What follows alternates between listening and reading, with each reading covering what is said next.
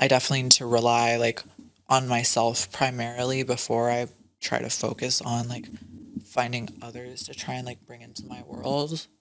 I think like I can get very like just lonely in my line of work, and it makes me like just try to find people before I find like stability and foundation. And I now know like how important like the latter comes before the like former. So I think that was the main thing. And I will say my faults in the relationship were me kind of just being like,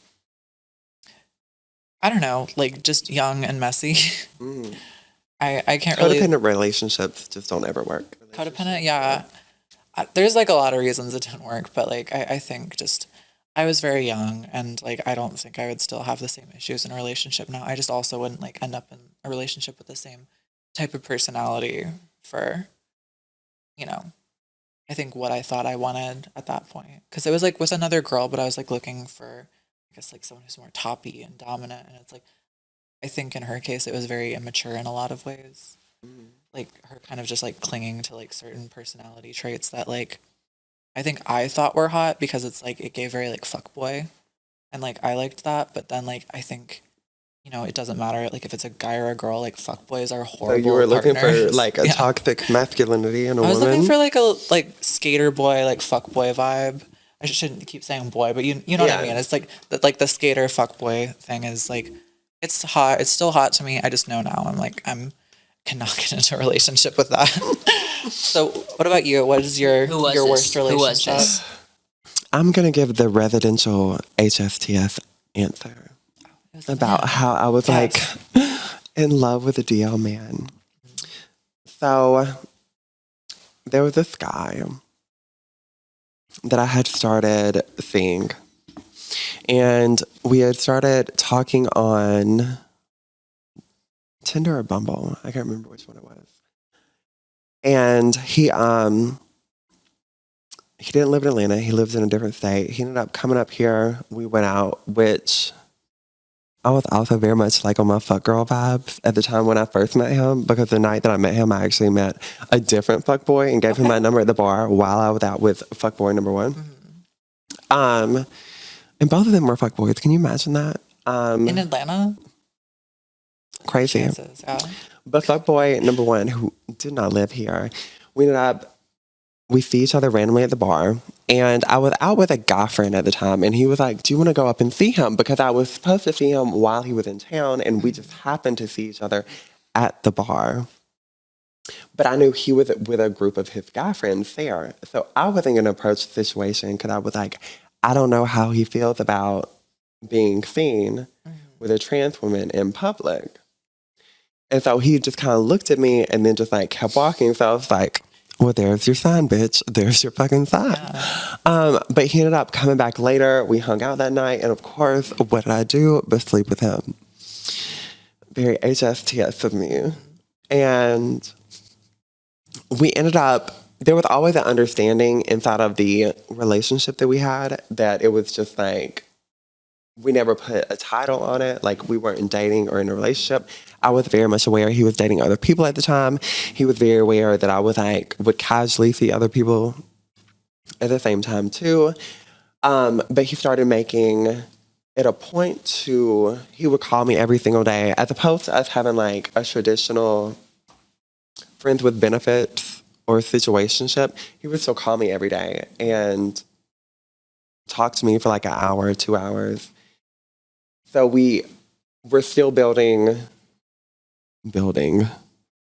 like an emotional relationship connection. Like he was still getting some kind of emotional buy-in out of it, because otherwise, why the fuck are you calling anybody and talking to them for an hour, 2 hours a day?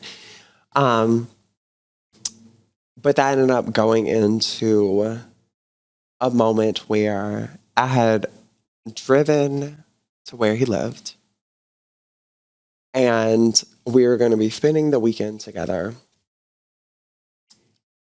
And his brother, I'm pretty sure it was his brother, ended up, because I was actually dropping my car off at where he lived at, and his brother ends up driving past us. And now, granted, the distance to which his brother was at, the only thing his brother was going to see was a big booty white bitch.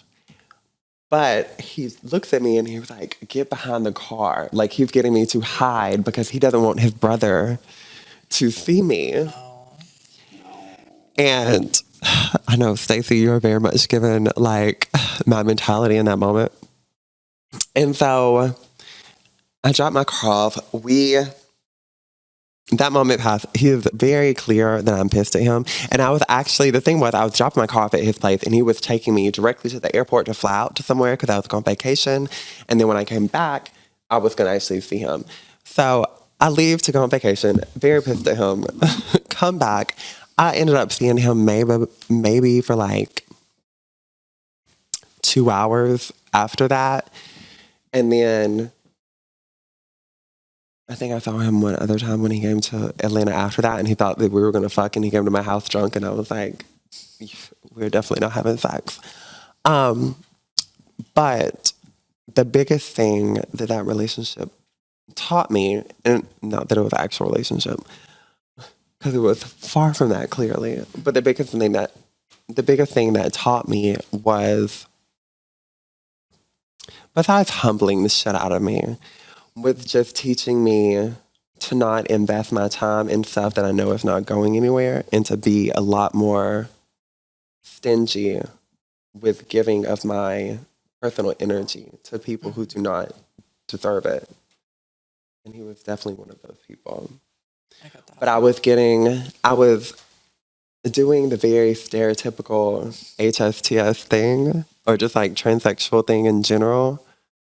Well, no, definitely HSTS, of having a very masculine man affirm my femininity, which is literally what he did, because he was like 6'5", very attractive, had played sports. So I was definitely filling myself with that man. No, I got it. In a lot of different ways, but it was not healthy for me.